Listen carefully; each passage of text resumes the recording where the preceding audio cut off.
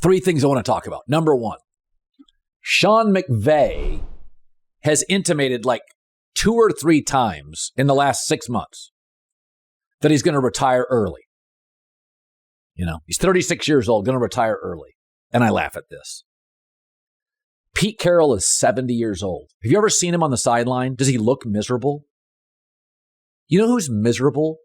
Old guys walking around with their wives at a mall at 74 years old. They don't want to be doing that. They got nothing to do. Go to any mall in America at 10 in the morning. See guys with those tennis shoes on, 75-year-old men, you know, the kind that you Velcro, and they're sitting over there wearing their Dockers, walking around, and they're fucking miserable. Absolutely miserable. They can't wait to be able to have their first gin and tonic at 12:15 in the afternoon. They want to be sauced by the time Matlock comes on. Sean McVay will never find anything that makes him happier. And I'm not talking like wife, kid. Obviously, that's the happiest I ever am or you are. But this idea, this race to retire. Come on, man. Folks, many of you hate me. Here's the bad news. I'm going to die on the air. I'm going to be 88 years old giving sports takes. My teeth are going to fall out of my mouth on the air. And then the Dodgers win a World Series. Clunk. My teeth will fall out, my dentures. I talk sports. These guys coach football. Talking sports keeps me young. Coaching football, coaching 27-year-olds keeps you young. This race to retire. I get it if you work at a lug nut factory. Don't get me wrong. I get it if you lift stuff. Totally get it if you work in a factory. Totally get it. You know, there's some manufacturing jobs that are really tough on people.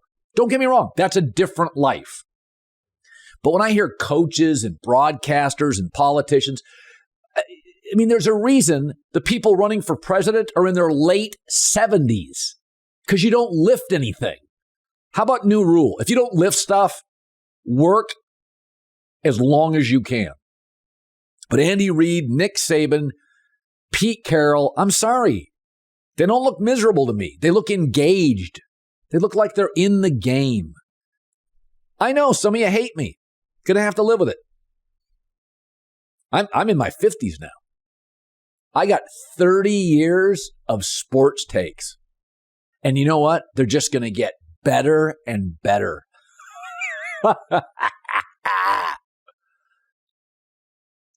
Let's talk Russell Westbrook.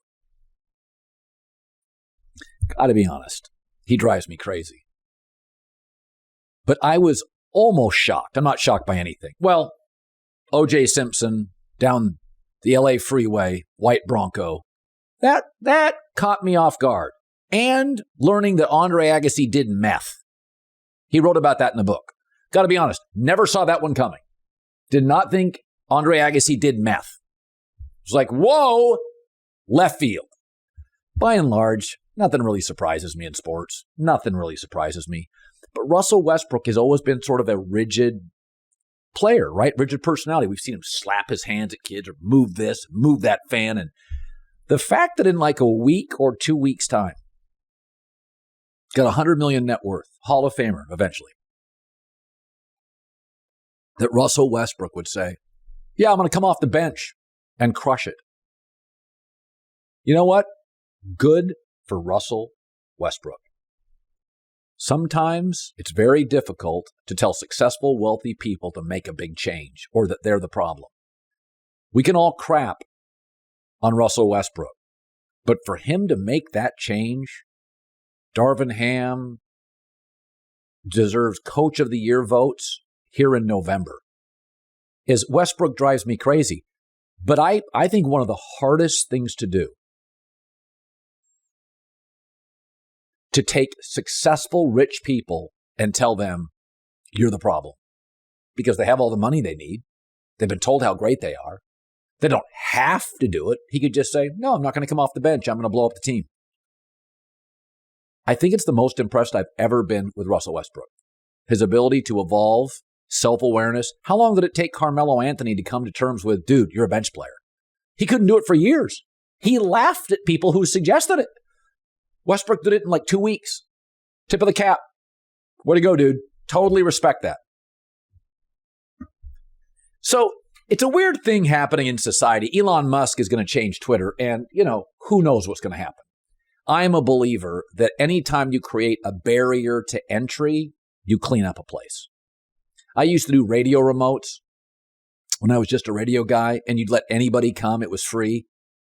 And, it looked like the cantina scene from Star Wars. If you gave people a free keychain, it was brutal. And it's just like, let's do remotes. Let's have some barrier to entry here. Come on.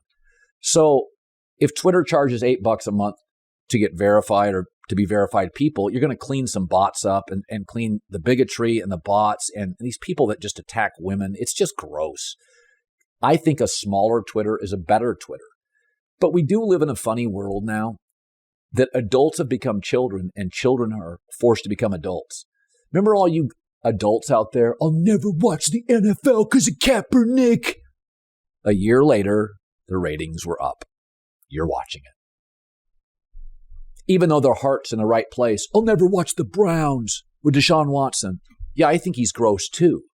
But I bet if you check in 2 or 3 years, Browns fans will have watched the Cleveland Browns. Your heart's in the right place with that one, but you'll watch it. I'm not going to join Twitter for $8. I'm out. I guarantee you not a single blue check mark of note is out. You know how long I've been hearing this? I'm quitting this. I won't do that. I won't do that. I'm never coming back. Bye. Bye. See ya. Everybody was going to move to Canada or Europe because this conservative's elected or this Republican's elected. Bye-bye. You don't have to announce it. It's not an airport. You don't have to announce when you're leaving. You don't have to.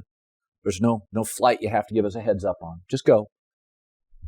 And yet kids now are forced to sometimes be the adults in the family. Hey, Dad, I don't think you should go to the Capitol on January 6th. Hey, Mom and Dad, I think you're losing your identity in your mind going MAGA. Like, I'm an independent. All right. So I'm a socially left-leaning, independent. I don't really care. But, I care, but I'll go either way on this stuff. But we are forcing kids all over America to have to engage with their parents and tell them to grow up and act like adults. And adults are becoming children. You give them that little phone and I'm not going to do this and I'm not going to watch this and I'm not going to go. Yeah, you are. Folks, if these threats mattered, I'd have no audience. If these threats mattered, I would have absolutely no audience. I had a petition once at ESPN, over 16,000 signatures to get rid of me. My bosses loved it. They said, that's the price of relevance. You're becoming something. People are making threats constantly in our society. Don't buy it. I won't do this. I won't do this. I'll never come back. The fact, I always look at it this way. If you are so viscerally connected to, like, my show, that you reach out to yell or scream at me, you're a fan. Now, some of my fans hate me, some like me, but you're a fan. And that's all I'm trying to do, connect with people emotionally. I hope I'm mostly right. Sometimes I'm wrong. I'm good with it. I'm a public figure. Take your shots. Take your swings.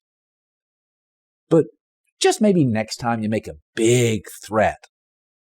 I won't watch the NFL because of Kaepernick, and I won't pay $8. Go hug your kids. They're now the adults in the family.